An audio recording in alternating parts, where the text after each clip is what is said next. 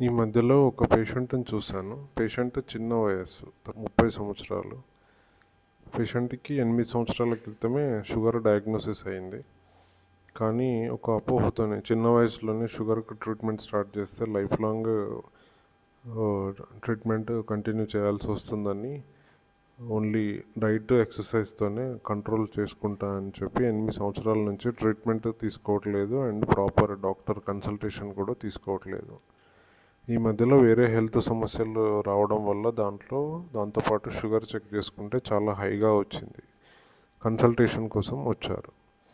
వచ్చినప్పుడు వారికి ప్రాపర్గా గైడెన్స్ ఇచ్చి ట్రీట్మెంట్ అనేది స్టార్ట్ చేయడం జరిగింది. ఇట్లా ఆ పేషెంట్ లాగానే చాలామంది పేషెంట్స్ చిన్న వయసులోనే బీపీ షుగర్ ఎక్కువ ఉన్నా కూడా చిన్న వయసులో వేసుకుంటే లైఫ్ లాంగ్ వేసుకోవాల్సి వస్తుంది అనే ఒక చిన్న అపోహతోని ట్రీట్మెంట్ అనేది సరైన టైంలో స్టార్ట్ చేయకపోవడం వల్ల కాంప్లికేషన్స్ను తెచ్చుకుంటున్నారు.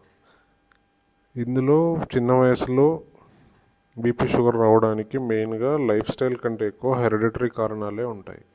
సో హెరిడిటరీ కారణాలకు ఎవరు చేయగలిగింది ఏమీ లేదు. కంపల్సరీ షుగర్ కానీ బీపీ కానీ వస్తే ప్రాపర్గా డయాగ్నోస్ చేసి దానికి తగ్గట్టు ట్రీట్మెంట్ తీసుకోవాలి. ఏది అలసత్వం చేసినా కాంప్లికేషన్స్ రావడం అనేది కంపల్సరీగా ఉంటుంది. సో ఇర్రెస్పెక్టివ్ ఆఫ్ ఏజ్ ఎవరికైనా షుగర్ బీపీ వచ్చినట్లయితే ట్రీట్మెంట్ అనేది కంపల్సరీగా స్టార్ట్ చేయాలి.